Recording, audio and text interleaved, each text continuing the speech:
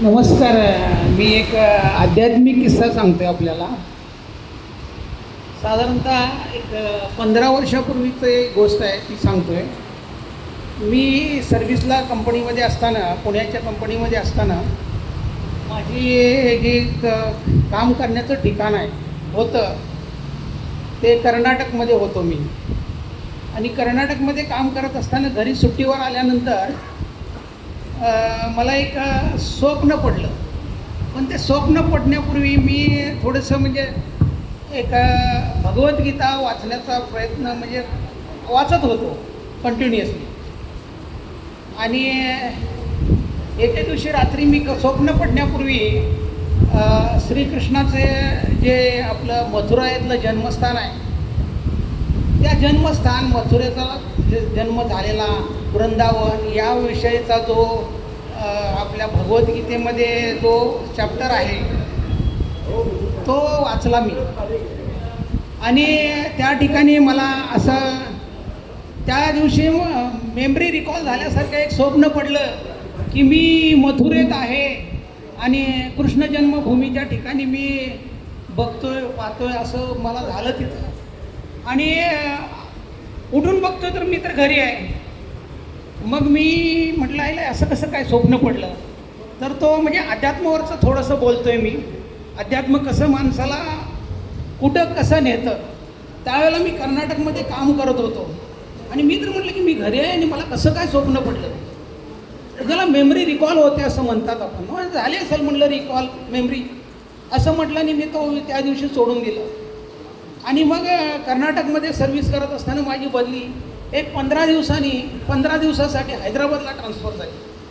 15 दिवसासाठी हैदराबादला मी काम केलं आणि हैदराबादहून माझी डायरेक्ट बदली दिल्लीला झाली. दिल्लीला हरियाणामध्ये मी गेलो आणि तिथं काम केलं. आणि तिथं काम करत असताना मारुती सुझुकी कंपनीचं काम चालू होतं. आणि तिथून मथुरा थोडा खूप लांब नाही आहे, आपल्या पुण्यासारखं 200-250 किलोमीटर आहे.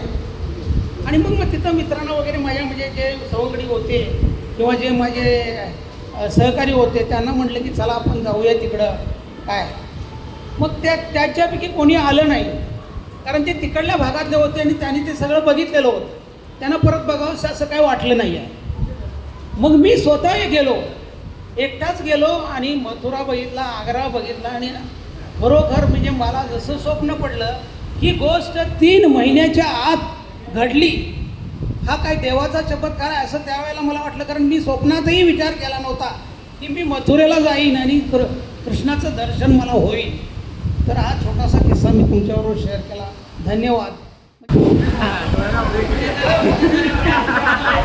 अरे डोळ्याचं ऑपरेशन झालंय. एका शोला का आता हे होय एका शो. सर्वप्रथम आपले गुरुवर्य त्यांच्याशिवाय आपण इथंपर्यंत पोचणं अशक्य आहे. आज एवढी सगळी लोक जमली 1983-84 त्याच्या पाठीमागची 10 वर्ष खूप मोठा गॅप आहे. खूप म्हणजे खूप. त्याच्यानंतर बरेचसे परिवर्तन आले, चेहरे बदलले, पोस्ट बदलली, पोझिशन बदलली. आज सध्या बघायला गेलं सर्व बऱ्यापैकी वेल सेटल आहे. आता इथून पुढे जे जगणं आहे आपल्यासाठी जगलं पाहिजे. खोड रबरसारखं आयुष्यभर घासत बसण्याचा काय अर्थ नाही. आणि असा कार्यक्रम जरा आपण लेटच सुरू केला.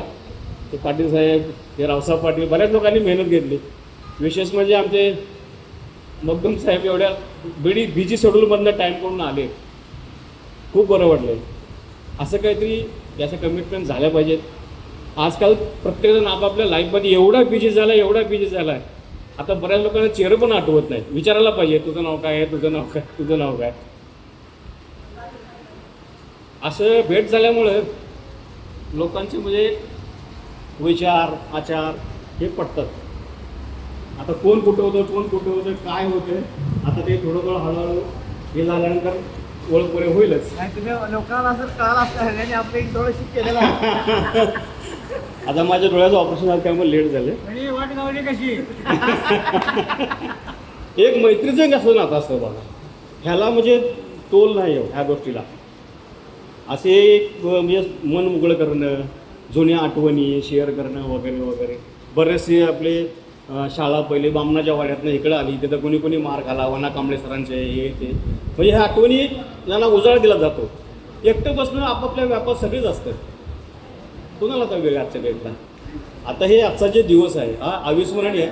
आणि माझा असं आहे की ह्या प्रत्येक वर्षी इथून पुढे हा कंटिन्यू राहावा. त्याच्यानंतर काय होतं, थोडंसं कम्युनिकेशन वाढतं, लोकांना संधी मिळते बोलायची, काय कायच्या मनामध्ये सुप्त इच्छा असतात त्या व्यक्त करायला हीच एक प्लॅटफॉर्म असतो बरं का. आता काय आपलं चाललं आहे इकडे तिकडे आपापल्या ह्याच्यामध्ये सगळीच. Thank you very much. सर्व विद्यार्थी या ठिकाणी आनंदाने बघावा हा तुमचा हे मेळावा यासाठी आम्हाला तुम्ही आमंत्रित केले, यासाठी तुम्हाला सर्वांना माझा शुभ आशीर्वाद आहे. तुम्हाला उदंड आयुष्य लाभो, आरोग्य लाभो ही मी ईश्वरचरणी प्रार्थना करतो आणि गुरुचा आशीर्वाद करून तुम्ही तो तुमच्या ध्यानी ठेवावा. तर या ठिकाणी मी 81 साली या एवढ्या जन्म झालो. मला फक्त 2 वर्ष तुमच्या सहवासामध्ये आमची या ठिकाणी काम केलं अखंड, म्हणजे 81 ते 90पर्यंत मी या ठिकाणी होतो. नंतर 90ला माझी बदली वागायला झाली आणि नंतर परत आणि मी आलो. असं या संस्थेच्या बदलीच्यामुळं पण या ठिकाणी त्या खेपोडे हायस्कूलमध्ये शिकवत असताना तुम्ही सर्व विद्यार्थी जे खेपोडे हायस्कूलचे विद्यार्थी आहेत किंवा खेपोडे गावची लोक आहेत ते अतिशय प्रेमळ आहेत, आनंदी आहेत आणि त्याने आम्हाला लहान असतानासुद्धा सांभाळून घेतलं. तर तुम्हाला या ठिकाणी मी माझा अनुभव सांगतो. तर मी 12मध्ये रिटायरमेंट झालो. आज 14 वर्षे मी रिटायरमेंट झालेली आहे. मला गेल्या म्हणजे 24मध्ये पॅरलिस झालं आणि मी आजारी पडलो. त्याच्या अगोदर मी अजिबात काही म्हणजे मला कुठलाच त्रास नव्हता. मग 12ला रिटायरमेंट झाल्यानंतर मी अध्यात्मामध्ये गेलो. मी 18मध्ये माळ घातली, म्हणजे पांडुरंगाच्या प्रवासात गेलो. आळंदीच्या पंढरपूरच्या वाऱ्या 5 वेळा गेल्या माझ्या बायकोला घेऊन आणि या ठिकाणी ह्या अध्यात्मामध्ये मला वाहून घेतलं. तर शेवटी आपल्याला शांतता मिळण्यासाठी तुम्ही या अध्यात्माचा स्वीकार करा. आणि जीवन हे असंच आहे, धावपळीचं आहे. पूर्वीचं चांगलं होतं असं मला वाटतंय आणि आता हे सगळं जीवन धावपळीचं झालेलं आहे. तुम्हाला कितीही मिळवलं तरी सुख तुम्हाला लाभत नाही. आपण विवेचनेत असतो आहे तेव्हा आपण आपल्या आयुष्याला थोडं हे करावं. ह्या परमेश्वराच्या त्यातच तुम्हाला शांतता मिळणार एवढं मी सांगतो. आणि इथून दुसरं तुम्ही आयुष्य दुकान राहावा ही ईश्वराची प्रार्थना करतो.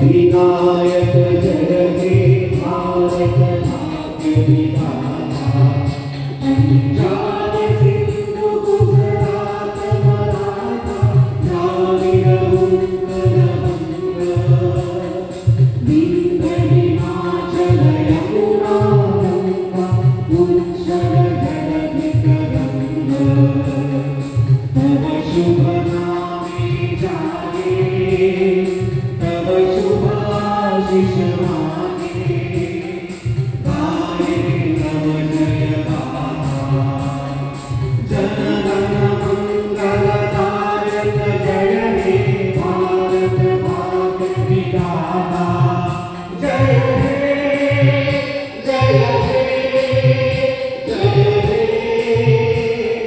जय जय जय जय हे. बोलो भारत माता की, बोलो भारत माता की वंदे वंदे प्रेम विश्वा. तर तुमच्यासाठी आम्ही सुंदर सुंदर अशी गीतं काही घेऊन आलेलो आहोत, जे तुमच्या शालेय जीवनात तुमच्या कॉलेजच्या जीवनामध्ये घेऊन जातील. एन्जॉय करा आणि आम्ही आमची गाणी आपल्यासमोर सादर करू. थँक्यू.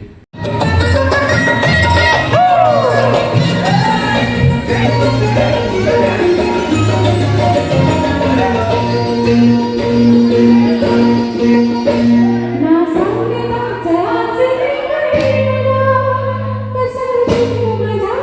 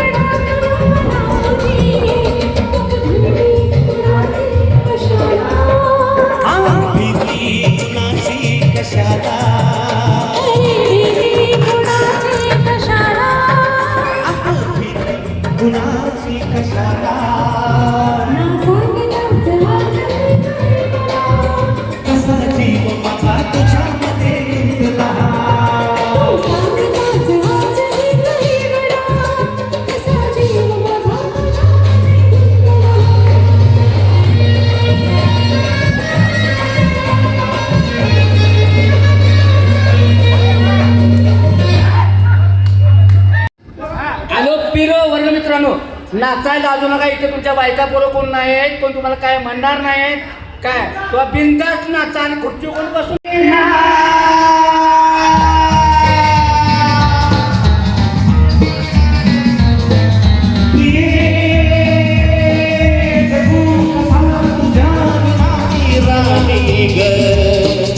कशी जिंदगीत आम्ही बानी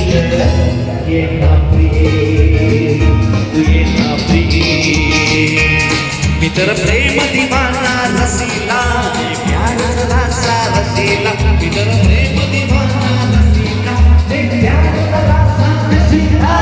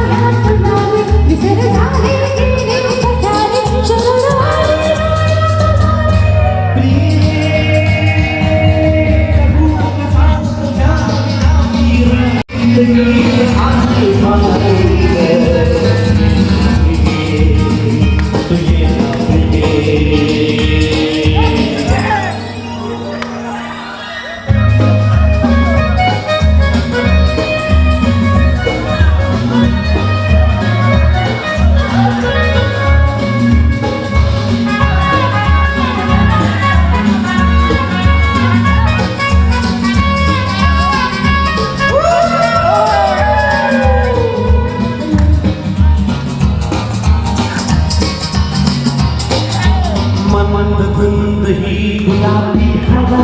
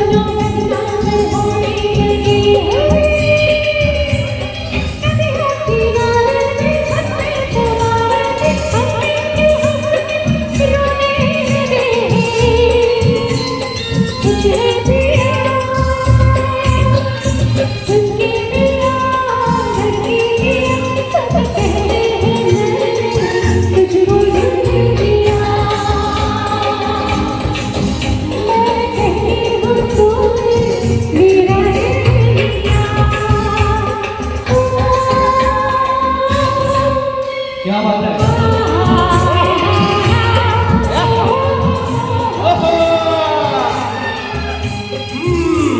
सब डॉन नाच रहे हैं यहाँ पर।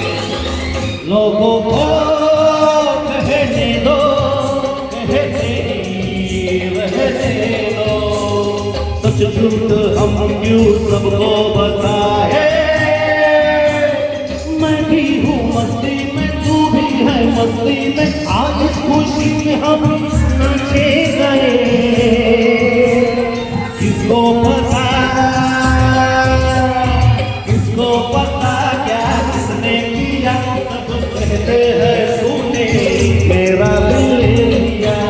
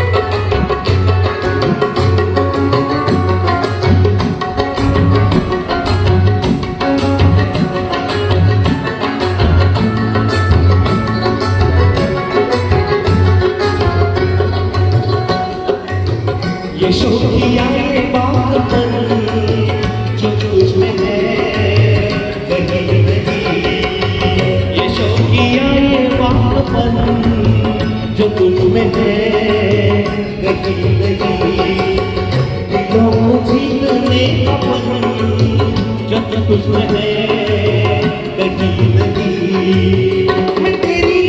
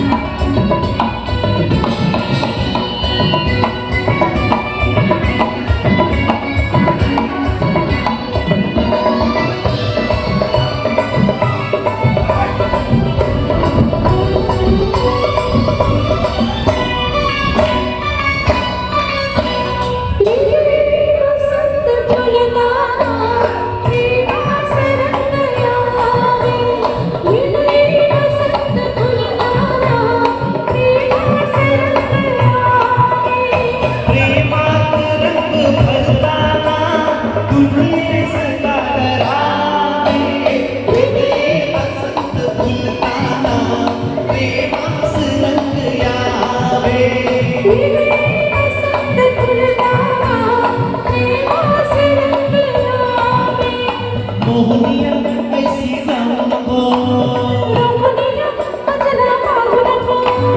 मोहनिया ऐसी जाऊं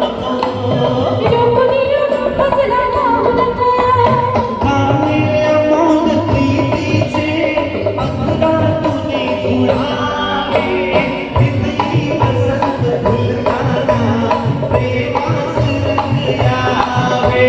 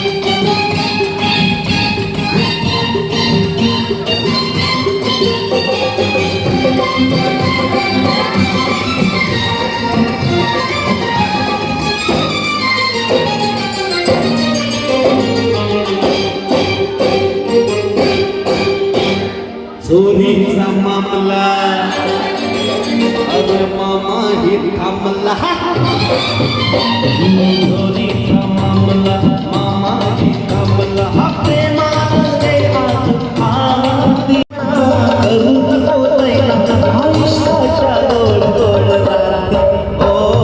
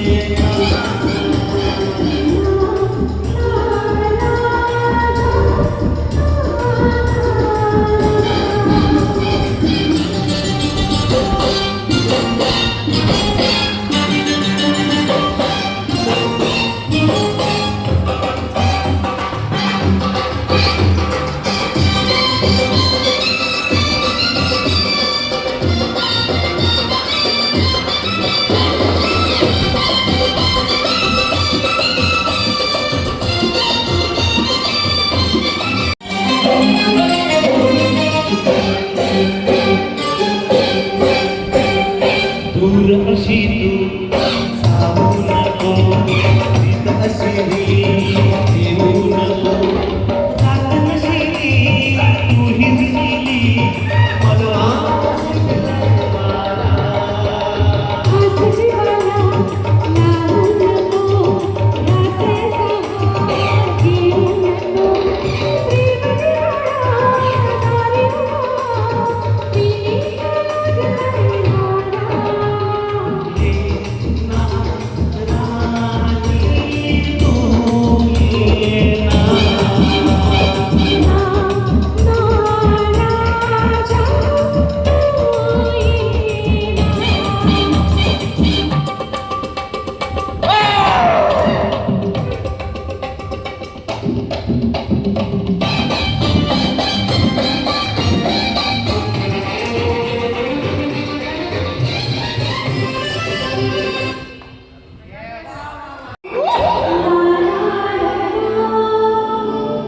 सरखी जो सर से वो धीरे धीरे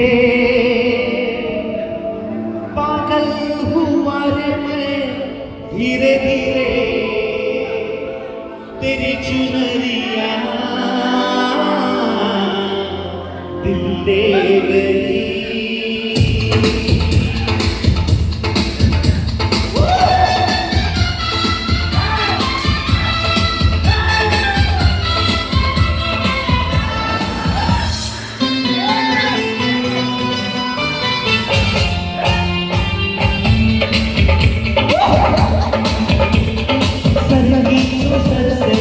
धीरे धीरे पागल हुआ रे मैं धीरे धीरे सर रे वो धीरे धीरे पागल हुआ रे मैं धीरे धीरे तेरी चुनरिया दिल ले गई तेरी ये मितिया दिल ले गई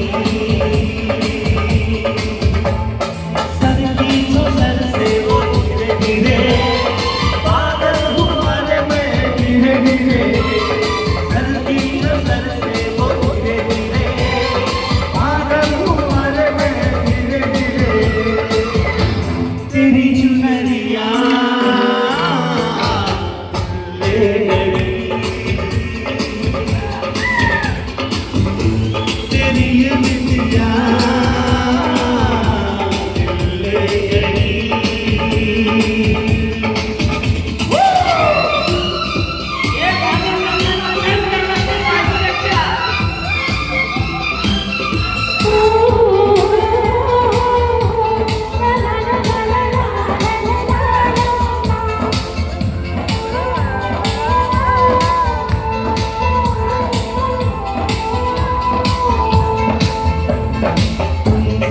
मिलकर ये गाना है दिल्ली दीवाना है तय कर लिया तुम्हें पाना है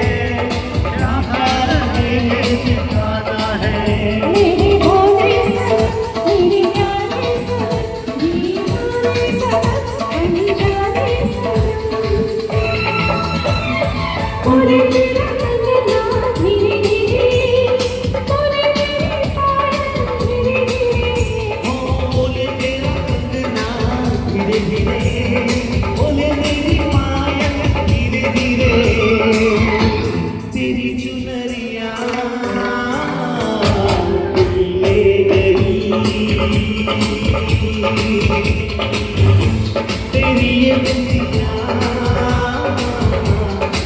ले गई।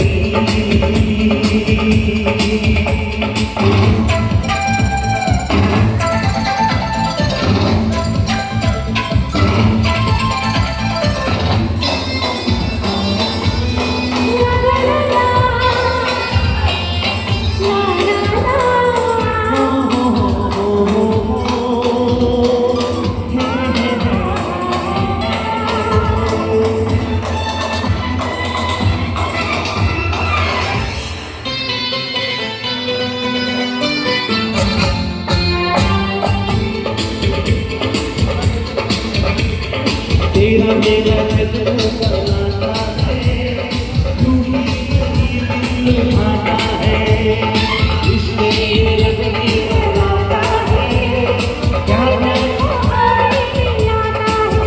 मेरी यादों में तुम, मेरी बातों में तुम, मेरी सांसों में तुम, मेरी नाहों में तुम।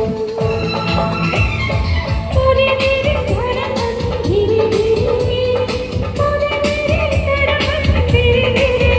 हो बोले मेरी धड़कन धीरे धीरे, बोले मेरी धड़कन धीरे धीरे, तेरी चुनरिया ले गई, तेरी ये बिंदियां ले गई। सर की जो सर से वो धीरे धीरे, हमारे में धीरे धीरे, सर की जो सर से वो धीरे धीरे। हमारे में धीरे धीरे, तेरी चुनरिया दिल ले गई, मेरी ये बिंदियां दिल ले गई। आणि गरम गरम भाकरी, पांढरा तांबडा रस्सा आणि यावरचा ताव सुद्धा आपल्याला आता घ्यायचा आहे. मी सर्वांना विनंती करतो, गरम गरम जेवण आहे तर मजा येईल. आपण पाठीमागं जेवण विभागाला जाऊन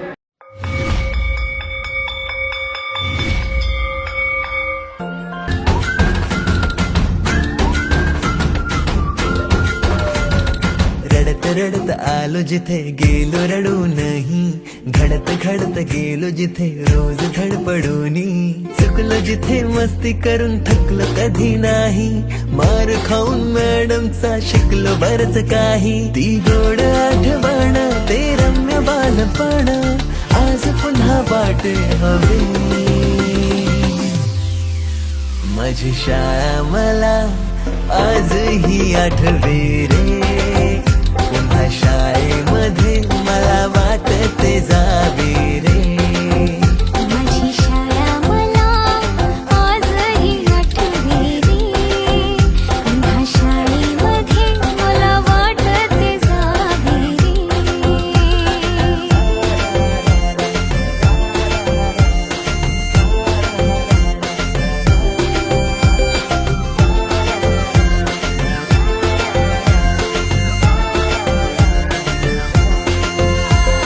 मधल्या सुट्टीला डब्बा खायची मजा, बिलगिस आता पोटात झाड, खारीच्या दातांनी शेअर केल्या लिमलेटच्या गोळ्या, कधी ग्राउंडवर मित्रांच्या वेड्या भलत्याच करामती,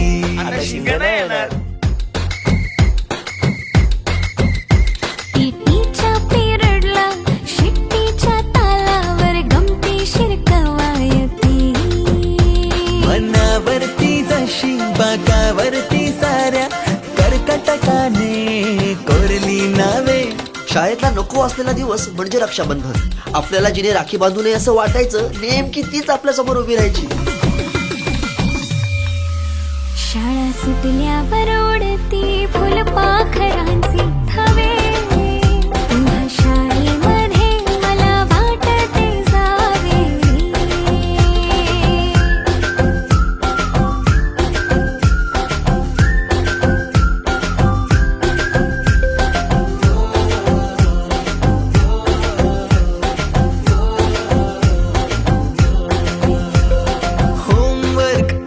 चाचणीला कॉफी पुरवणारे पंटर मिनिस्टर पेक्षाही शायनिंग मारे मॉनिटर. आजची मुलं ड्रोन उडवतात आणि एक आम्ही होतो जे चतुराने विमानं उडवायचो, तेही नको तिथे लँड व्हायचे. बाईंच्या तासाला टंग मंगळ बड्डे कोणाच्या कोणाची टंगल. ऑफ पिरियडला तर नेहमी दंगल, तरी चुकला नाही सरांचा अँगल. कधी वरांड्यात कधी मैदानात रोजचेच खेळ नव्हे. पेपरात हमखास लिहिता येणारे दोनच प्रश्न, रिकाम्या जागा भरा आणि जोड लावा. मंडळींना काहीतरी घ्यावंच वाटलं, घेण्यासारखं वाटलं. जरी आज तुमचं 60मध्ये पदार्पण झालं, ते 60 पदार्पण झालं, पण मगाशी म्हणून गेलो की लहानपण देवा देवा मुंगी साखर एक सारावा. ते लहानपण पुन्हा तुम्हाला आठवलं आणि या लहानपणात पुन्हा पुन्हा पुन्हा तुम्ही रमत गेलात आणि आजचा हा सिंह मेळावा अगदी आगळाने वेगळाच होऊन गेला. छत्रपती शिवाजी महाराज की जय भवानी, जय शिवाजी.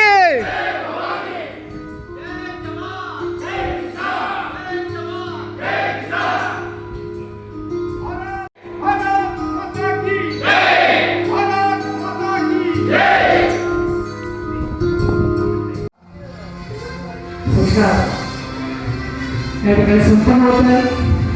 सरांचा आशीर्वाद, शुभेच्छा.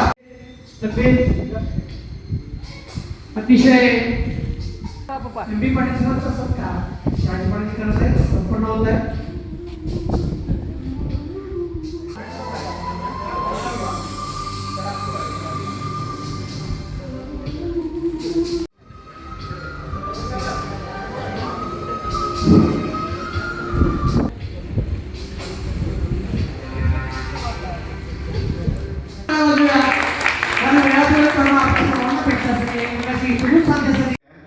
आणि मुलगा माझा आयटीमध्ये अगोदर इन्फोसिसमध्ये होता, आता कॅक केमिकल कंपनीमध्ये आहे. अशी माझी परिस्थिती विद्यार्थ्यांच्या जेव्हा मी जगलो आणि वाढलो आणि इथून पुढे सुद्धा वाढणार अशी माझी इच्छा आहे. तुम्हाला सुद्धा मी अगदी चांगल्या पद्धतीने आशीर्वाद देतो की प्रत्येक वेळी तुम्ही कार्यक्रम ठेवा अशी माझी इच्छा आहे. त्याचं कौटुंबिक यश जरा ते ऐकूच्या तोंडातून एक शेवट जिथं असे काय करू शकतो सरांना सांगतील. मुलं कुठे नाही का? माझी मुलगी सिंगापुरामध्ये कार्यरत आहे. सिंगापूर. आणि मुलगा IT मध्ये आहे. इन्फोसिस कंपनीत होता, आता दुसरी कंपनी बदलली त्याने. सुद्धा माझे IT मध्ये आहे, TCS कंपनीत आहे. आणि दुसरी मुलगी माझे टोकार हायस्कूलमध्ये पुण्याला चाकणमध्ये आहे. खूप चांगल्या पद्धतीने या ठिकाणी आमची सोय केली. दुपारची सुट्टी संपली, जेवणाची गल्ली होऊन गेली आणि घेऊन झाल्यानंतर पुन्हा वर्गात जाताना संध्याकाळचे 5 कधी वाजल्या आणि घरी कधी जाणार आहे असा भास असणारे आपण सर्वजण विद्यार्थी. आज खरं सांगायचं म्हटलं तर तुमच्याकडून काहीतरी मला बरंचसं शिकण्यासारखं मिळालं. मी मदन पलंगे म्हणजे माझं आयुष्य गेलं शाळेतल्या घंट्यावरती बेल मारण्यात आणि त्या बेलचा आवाज ऐकण्यात. विद्यार्थी म्हणून आपलं आयुष्य साठीपर्यंत आणलं. त्यांच्या डोळ्यातून जे अश्रू आलेत ना ते पांडुरंगात चरणी आणि ते आनंद अश्रू म्हणायला काय हरकत नाही. आयुष्य जगत असताना प्रत्येक जण प्रत्येकाच्या पद्धतीने जगत असतो. पैसा कोणाकडे जास्त आहे, पैसा कोणाकडे कमी आहे हा भाव नाहीच आहे, मुळातच नाही. मी माणूस म्हणून किती चांगला आहे. ज्योतिबावरनं बेजात शिक्षक आले, ते पण तुमचे मित्रच आहे, पण सांगण्याचा भाव होता मी 7:30 वाजता येतो, तुम्ही का आला नाही. ही जी आदरात तिथे हाक आहे ही पुन्हा पुन्हा कधी मिळणार नाही. ही मिळवण्यासाठी एकत्रित येणं गरजेचं आहे आणि एकत्रित आणण्याचं काम, हे सगळं तुम्हाला एकत्रित करण्याचं काम पाटील साहेबांनी केलं आणि पाटील साहेबांच्यासाठी एकदा जोरदार टाळ्या. देणाऱ्याचे हात खूप मोठे आहेत, खूप मोठे देणाऱ्याचे हात आहेत, पण घेणाऱ्याचे पण तितकेच तत्पर जवळ पाहिजे. ही काळाची गरज आहे, ही काळाची गरज आहे. आज आमच्यासारख्या वया म्हणजे लहान वय असून आमचे गेट टुगेदर पापा कधी झाले नाही. आम्ही बऱ्याच वेळा गेट टुगेदर मधुम साहेब करण्याचा प्रयत्न केला, पण ते कधी साध्य झाले नाही. पण साठीत आलेले तुम्ही, नातवंड झालेले तुम्ही, सोनबाईंना समजून सांगणारे तुम्ही, आणि हे तर सोडा, तुमच्या अजून शिक्षक इथं स्टेजवर आहेत. हे भाग्याचं काम आहे. हे ना भूतो ना भविष्य लक्षात ठेवण्याचं, हे विसरून नाही जाऊ शकणार. हा भाव आहे. आज काकांनी मगाशी मला वाटताना सांगितलं, अगदी उलकायला सांगितलं की माझ्या आईला आज बरं नव्हतं, मी दवाखान्यात सीपीआरला घेऊन जाणार होतो, पण मगदूम साहेबांनी रिक्वेस्ट केल्यामुळं आईला सुद्धा म्हटलं, आज आई तू थांब, उद्याला मी तुला दवाखान्याला घेऊन जातो, पण माझा आजचा कार्यक्रम होऊन जाऊ दे. हा तिथं तो भाव आहे, ही ती भावना आहे, आणि ही भावना तिने ती व्यक्त केली. अगदी जेव्हा गेट टुगेदरचं ठरलं तेव्हा PSने आणि बाळू पाटील यांनी मला फोन केला होता, आणि मोठ्या उत्साहानं अगदी त्यांना हो हो चालेल करा, मी तयार आहे असं सांगितलं होतं. पण काय अचानक मौसम बदलला, तब्येत बिघडली, आणि त्यामुळं माझं मन मात्र सकाळपासून इथंच होतं की मला यायचं होतं मनाने, पण तब्येत बरी नसल्यामुळं मी थोडीशी झोपून राहिले होते. सकाळी PSचा मला फोन आलेला, नंतर मी का केला नाही, कारण तू चिडेल माझ्यावर, कारण एवढं उत्साहानं मीच सांगितलं आणि मीच नाही म्हणाले. मला अगदी कसं तरी आपण होत होतं खरं तर सांगायचं. मला सगळ्यांना भेटायची अगदी मनापासून इच्छा होती माझ्या मनामध्ये, आणि अगदीच श्रीधर चौगुलेंचा नंतर फोन आला 11 वाजता, आणि हौसाबाई या माझ्या मैत्रिणी बोलल्या, आणि मला असं वाटलं की नाही, आता माझं मन नाही, माझं शरीर तिथं गेलं पाहिजे, मला तिथं जायलाच पाहिजे. जसं मी सांगितलं स्वामी समर्थांनी, तसं मी गजानन महाराजांची भक्त आहे.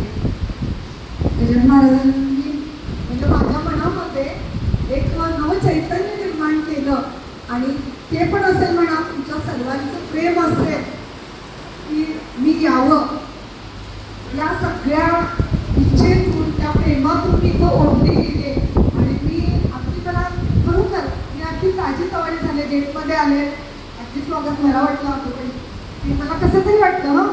मी पहिल्यांदाच आलेला सॉरी म्हणाले, मी काही कोणी एवढी अशी हे नाही आहे, मी आपली सर्वसामान्य एक गृहिणी आहे, एक 34 वर्ष सेवा केलेली लहान मुलांच्यासाठी शिक्षिका आहे, आणि असं एवढं आपुलकीचं बोलणं आपल्यामध्ये असेल. कारण मी 7वीपर्यंत तुमच्या वर्गामध्ये होते, 8वीला मी नव्हते, तरी एवढं प्रेम, एवढी ओढ, एवढी आपुलकी आपल्या मैत्रीमध्ये असू शकते, हे मला आता नव्याने जाणवलं. कारण पूर्वी आपण बघा की मुलं आणि मुली यांची मैत्री कधीच व्हायची नाही, आणि ती कुणाला पसंतीही पडायची नाही, साधं बोलणं सुद्धा आपण करत नव्हतो. पण आज तेच आपण अगदी या 57, 58, 59 म्हणजे या याच्यामध्ये स्टेजमध्ये आपण आहे, आणि अगदी लहान मुलासारखं इथं आपण एकमेकांशी, आत्ताची पिढी जशी करते वावरते, आताची पिढी आम्ही बघितलेली आहे, मुलं मुली एकमेकांना बेट बसून मारतात, अशी पोरी मारतात जास्त पोरांना.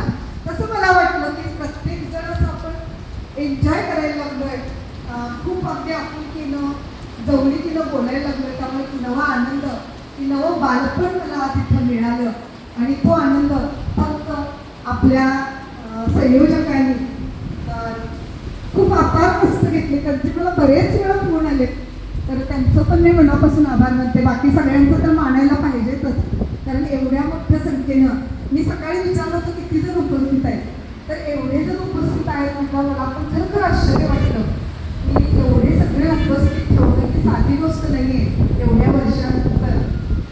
आणि या सगळ्या सोहळ्याचं कौतुक करण्याचं ते भाग्य मला लाभलंय. माझ्या गुरुजनांच्या सगळ्यांचं मी मनोगत ऐकलं, त्यांचं शिकवणं पण ऐकलं, की खरोखर मला वाटतं मला नाही बोलता येणार, तुझ्या डोळ्यातून पाणी येते का काय, पण थोडंसं बोलायला पाहिजे. मी शिक्षिका सर्व खूप काही जर बोलत राहील तर तासभर पण बोलेन, पण आपल्याला वेळ झालेला आहे आता, आणि एवढी मला बोलायची तुम्ही संधी दिली, त्यामुळे मी सगळ्यांची खूप खूप आभारी आहे. सर्वांना नमस्कार. आता त्या पलंगे साहेबांनी सांगितलं, खरंच माझा प्रवास हा खडतर आहे, लक्षात घ्या. म्हणजे मी शून्यातून वर आलेलो आहे. एकतर घरची गरिबी होती, आणि गरिबीच्या काळामध्ये इथं 7वीवर शिक्षण माझं गावात झालं. नंतर इयत्ता 8वी 9वी आणि 10वी आम्ही वनाडीकर ती 5-7 मुलं होतो. रोज चालत जायचं आणि चालत यायचं असं आमचं शिक्षण झालं. आणि 10वीला असताना तर आम्ही इयत्ता 8वीमध्ये पहिल्यांदा मी रामोद सरांचा मार खाल्लेला आहे. शब्द इंग्लिशची पाठ होत नव्हती आणि शब्दासाठी आम्हाला मार बसत होता. आणि काटकर सरांची एक भीती असायची इतिहास शिकवताना, ते सण सणावळ्या पाठ व्हायचे नाहीत आशीर्वाद आम्हा लोकांच्या. आणि असा हा आमचा प्रवास हळूहळू होत गेला. आणि 10वी मी पार केली. आणि 10वी पार केल्यानंतर 11वी 12वी आम्ही कागलला केलं. त्यानंतर 12वीनंतर काय करायचं हा विचार पडला होता. मग असंच हे आमचे विष्णू बल्लाळ, आम्ही हे मित्र, असं संजय बाबांच्याकडे ते गेल्यानंतर त्यांना म्हटलं आम्हाला शिकायचं सर, आम्हाला काही मार्ग सांगा. त्यांनी गायडन्स दिला. म्हटलं ठीक आहे, तुम्हाला शिकायचं आहे काय? तर हो शिकायचं आहे. तर म्हटले चला म्हटले कोल्हापूरला. मग कोल्हापूर त्रिवेणी हॉटेल आहे, शाहूपुरीमध्ये आहे, वसंत भाव रोडवर आहे. ते संजय खारगेंचं हॉटेल आहे ते. त्या ठिकाणी मी विष्णू बल्लाळ आणि आमचे बरेच असे काही गावमंडळी होती. तिथे कामाला मी होतो, बिलिंग क्लार्क होतो आम्ही. नंतर कॅशियरपर्यंत गेलो. आणि हे करत असताना मी महावीर महाविद्यालयामध्ये BA BEd ॲडमिशन घेतलं होतं, स्पेशल BA BEd. आणि हा प्रवास करत असताना BEd पूर्ण झालं. आणि नशिबानं नवोदय विद्यालय समितीमध्ये नोकरी मला मिळाली. आणि पहिली पोस्टिंग तुम्हाला सांगितल्याप्रमाणे मी उत्तर प्रदेश मेरठमध्ये केली. नंतर दुसरं पोस्टिंग ठाण्यामध्ये झालं. त्यानंतर मी सिंधुदुर्गला आलो. त्यानंतर मध्य प्रदेशात गेलो. आणि परत हा प्रवास करत करत आता ते 32व्या वर्षी मी आता रत्नागिरी नवोदयमध्ये काम करत आहे. आणि आमचं नवोदय विद्यालय सर सांगायचं म्हणजे ते थोडक्यात माहिती देतो. इयत्ता 5वीत शिकत असणारा जो विद्यार्थी असतो त्याची जिल्ह्यामध्ये परीक्षा घेतली जाते. जशी आपली स्कॉलरशिप परीक्षा असते तशी परीक्षा घेतली जाते. आणि त्या परीक्षेमध्ये कॅटेगरी वाईज ज्याचे नंबर वरती लागतील अशा 80 मुलांना ॲडमिशन दिलं जातं. 75% खेड्यातली मुलं असतात आणि 25% शहरातली असतात. 30 मुली असतात आणि 50 मुलं असतात. आणि ह्या सर्व मुलांचं गव्हर्मेंट, सेंट्रल गव्हर्मेंट पूर्ण खाण्यापिण्यापासून चप्पल तेलापर्यंत सगळं फ्री देतं. आणि यातून असे जे आमचे विद्यार्थी, बरेच विद्यार्थी असे आहेत. आजकाल मगदूम साहेब IAS ऑफिसर बरेच बनलेले आहेत, डॉक्टर बनलेले आहेत. आणि बरेच जण असे छोट्या मोठ्या धंद्यामध्ये आलेले आहेत. आणि बऱ्याच वेळा ते भेटतात, फोन करतात. काही ठाण्यामध्ये विद्यार्थी असे आहेत, डॉक्टर झालेले आहेत. आणि असा हा माझा म्हणजे प्रवास आता सुरू आहे. सगळं व्यवस्थित मुलाबाळांच्यावर चांगला आहे. आणि तसंच हा तुम्ही सर्वजण भेटल्यानंतर एक आम्हाला आज इतका अतिशय आनंद झालेला आहे, इतकी खुशी झालेली आहे की ते जुने दिवस आठवू लागलेले आहेत लक्षात. आणि असाच हा स्नेह आपला रेग्युलर सरळ आपण दरवर्षी मे महिन्यामध्ये हा प्रोग्राम साजरा करूया. सगळी प्रेमाने एकत्र येऊया, आनंद साजरा करूया. एवढं सांगून मी रजा घेतो. धन्यवाद. जय जय. 83-84 10वी झाल्यानंतर नेहमीच्या पद्धतीनं गायडन्स अभाव होतं, काय करायचं कळत नव्हतं. नंतर मग मी प्रकाश पाटील यांनी मला सांगितलं की तू ITI कर, स्टेनोग्राफी. 84-85ला स्टेनोग्राफी केली.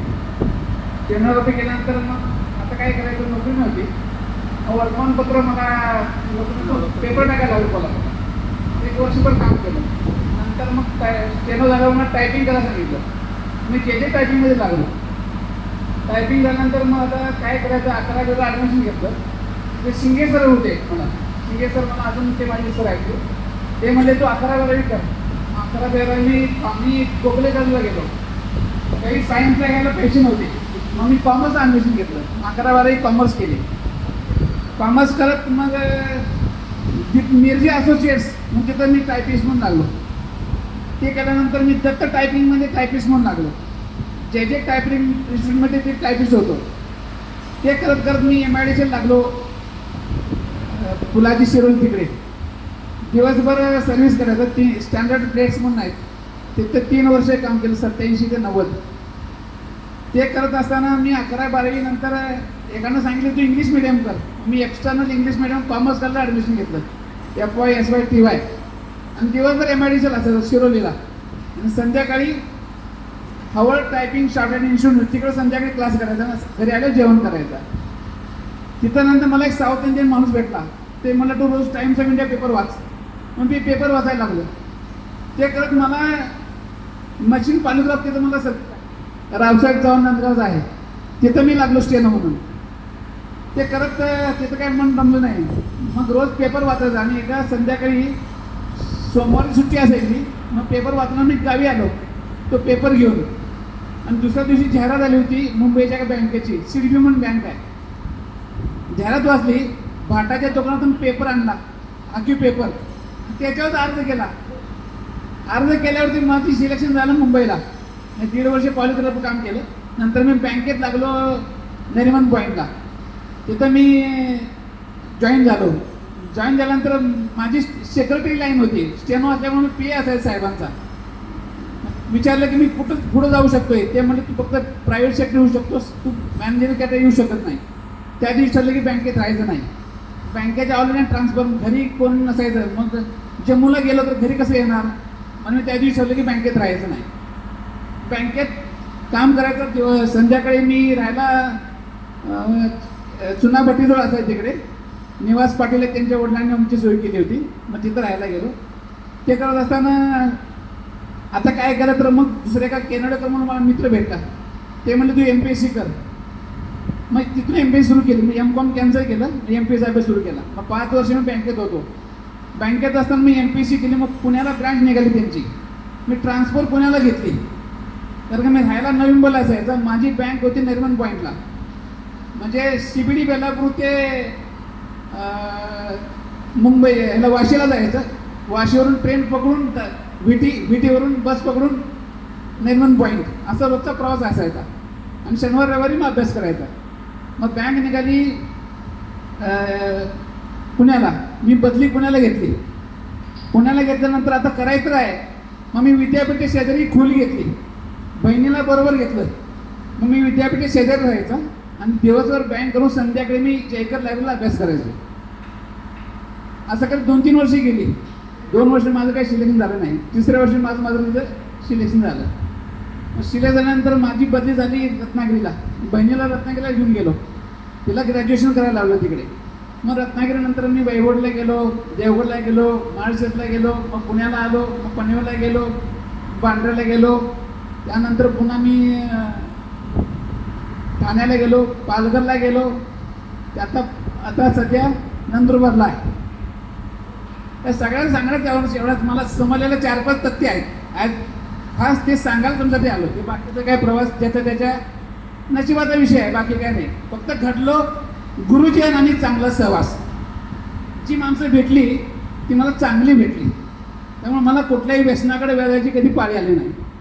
केनडेकर नावाचा माझा मित्र होता, केनडेकर. म्हणजे मी बँकेत कॉमर्स कॉलेजला असताना एक सर मला भेटले. ते म्हणले तू असा अभ्यास करून तसा करायचा. आणि दुसरा क्लास लावला होता मी. ते सरांनी सांगितलं तू केनडेकरला भेट. ते झाले MPSC. त्यांच्याकडे गेलो. ते म्हणले पांड्या मुंबईत आलास, इथं काय पण होतंय. घोड्याच्या टांगासारखं सरळ जायचं, तिकडे काय बघायचं नाही. कारण काय बिघडत शिकायचं जास्त आहे. तेवढंच ऐकलं. अजिबात इकडं तिकडं अजिबात कुठं लक्ष दिलं नाही.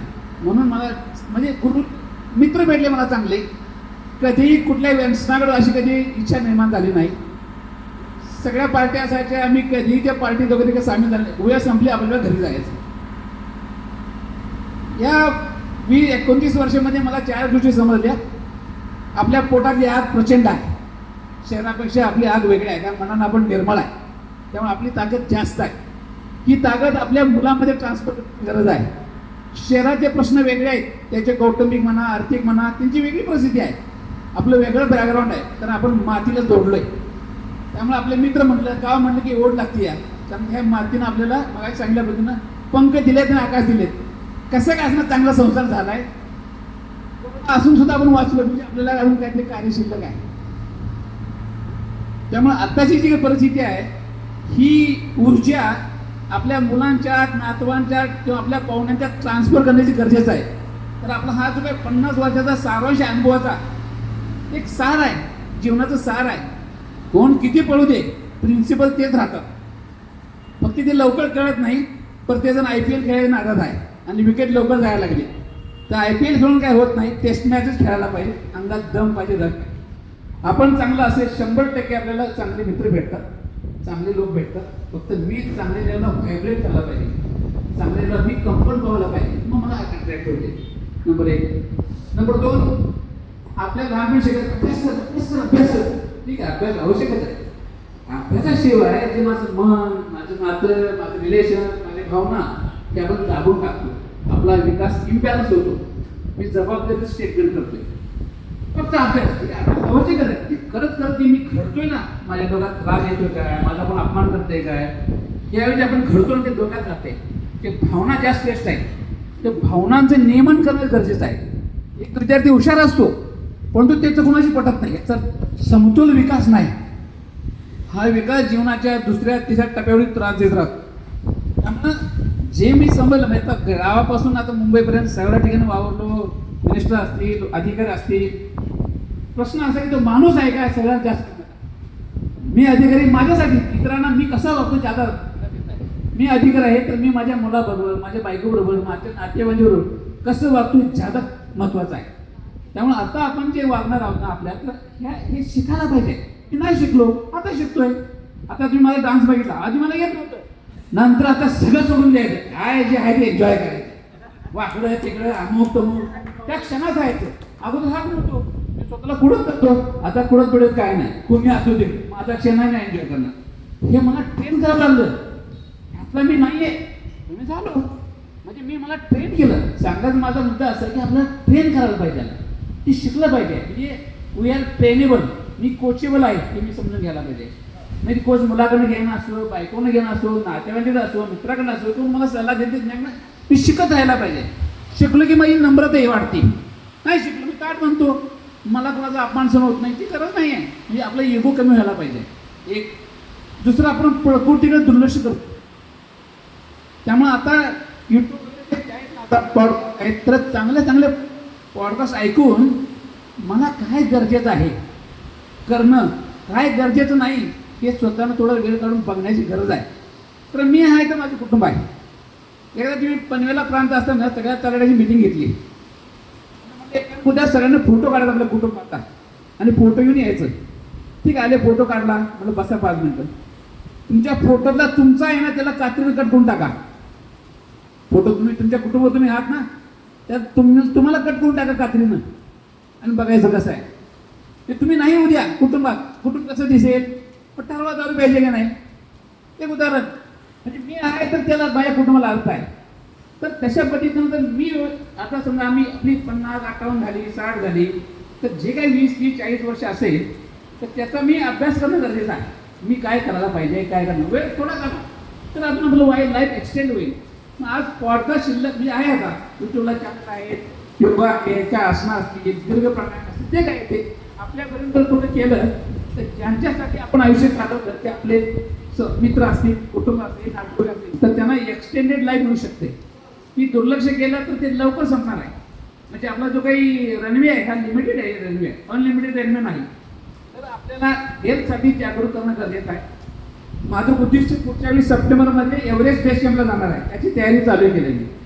एवढ्यासाठी मी फिट राहील. त्या एव्हरेस्ट बेस कॅम्प 120 किलोमीटर आहे, 10 days to walk Everest base कॅम्पला.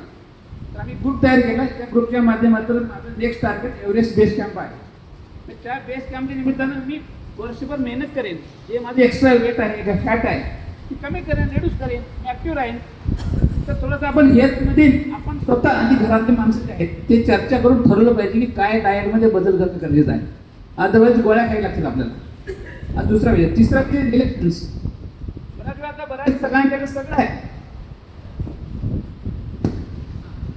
सगळ्यांच्याकडे सगळं आहे. प्रॉब्लेम काय झाला आहे, रिलेशनचा विषय. समजून घेत नाही, मुलगा माझा ऐकत नाही, मुलगा माझा बाप माझा ऐकत नाही, मिसेसचं काही गडबड कुरकुर काही आवाज झाला आहे, नातेवाईकांचा काही प्रॉब्लेम आहे. हे सगळं थोड्याफार थोडं सगळ्यांनी अनुभवलेलं आहे. फक्त आपल्याला काय करायला पाहिजे, किमान माझा रोल चांगला करायला पाहिजे किंवा ही रिलेशन कशी मेंटेन करू शकतात हे शिकलं पाहिजे. आपण काय करतो, कुणातरी कॉपी करतो, ते कॉपी करून माझ्या संसाराला लागू होत नाही. कारण माझी वेगळे माझे नाते आहेत, वेगळे माझे रोल आहेत, माझ्या नात्यामध्ये माणसं वेगळ्या प्रकारचे आहेत. तर किमान ती नाती मेंटेन कशी करायची यूट्यूबला आहे, शिकूया, अपडेट होऊया. हे अपडेट झालं तर आहे ते त्रास आपल्याला तसा करायला पाहिजे. त्याला नाही समजू द्या तर मी 100% प्रेम करायला हरकत आहे, तो त्याचा विषय आहे. इगोतनं बाजूला आलं तर 50% माझं मत आहे की आपण एन्जॉय करू, तो नातेवाईक समोरचा काय तर मला माहीत नाही. तर रिलेशनबद्दल आपण थोडंसं या पुस्तकाच्या माध्यमातून, अपडेटच्या माध्यमातून आपण आपलं रिलेशन स्वतःबद्दल आणि इतराबद्दल डेव्हलप करणं गरजेचं आहे. हाय त्या अवस्थेतून पुढे तर आपलं जे काय आजूबाजूला जी काय आपली आर्थिक अवस्था आहे, मित्रमंडळी आहे, ते अजून चांगल्या प्रकारे एन्जॉय करू शकतो. दुसरा विषय. तिसरा विषय फायनान्स. आपल्या काही चुका झाल्या समजा, कोणाला पैसे दिले नाही दिले, उसने आले नाही आपण मॅनेजमेंट केलं नाही, किंवा आता हे आपल्या मुलांना नातवांना याच्याबद्दल चांगल्या लोकांचा सल्ला घेऊन त्याचं मॅनेजमेंट करणं गरजेचं आहे. आपल्याला तसं नव्हतं.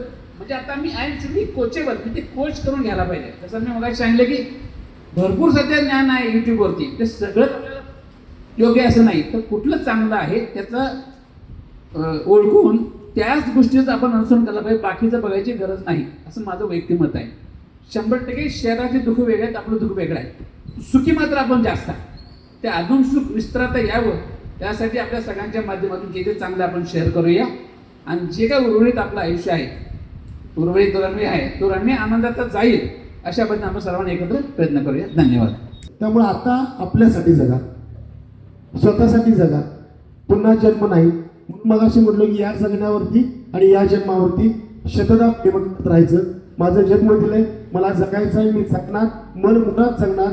जसं आता एव्हरेस्टला मखदूम साहेब चालले, असं तुम्ही टूर करा, तुम्ही एन्जॉय करा, तुमचीही फॅमिली घेऊन जावा आणि निवांत एन्जॉय करा, अशी मी कळकळीची विनंती करतो. कसं आहे, फार दुःख का वाटतंय, आपले साथीदार निघून गेलेले आहेत. आपलं आज त्यांची स्ट्रेंथ असती तर हा कार्यक्रम आणि गोष्ट झाला असता असं मला वाटतं. की आता आपली ज्याची तार जेवढी आहे तेवढीच राहते.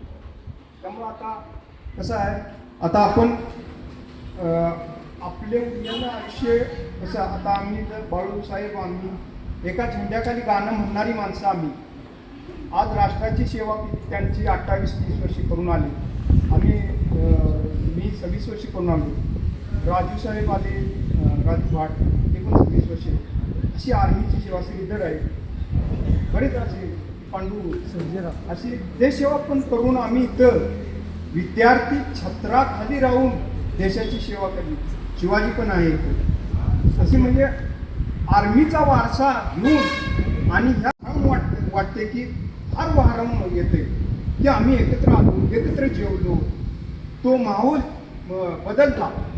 गोट्याने खेळलो किंवा काय खेळलो, सगळे खेळ आपले मांडलेले आहेत. नाही जरी खेळलो तर आपल्याला सगळे आपल्या डोळ्यासमोर आपण पाहिलेले आहे. हे बघायला मिळत नाही, हे शक्यता कमी वाटते. आणि असा इतिहासात कार्यक्रम होणे नाही आहे, शक्य नाही. आणि होईल तेवढं तुम्ही मुलांना सांभाळा आणि तुमच्या प्रकृतीचा व्यवस्थित सांभाळ करत पुढे ट्रॅक चाला. एवढ्या मोठ्या संख्येने आपण सर्वजण तिथं हजर राहिलात, ही सर्वप्रथम आमच्या मेहनतीची एक पोचपावती आहे. भरपूर मन आनंद. दुसरं, मखदूम साहेबांनी आपल्या बिझी शेड्यूलमधून आमच्यासाठी एवढा टाईम काढला, आम्हाला मार्गदर्शन केलं, त्याबद्दल त्यांचाही मी आभार मानतो. ड्युटीवर तर आहे, ऑन ड्युटी. त्यांना ॲडव्हान्समध्ये सांगितलं. रवी पाटील सर वगैरे आहे,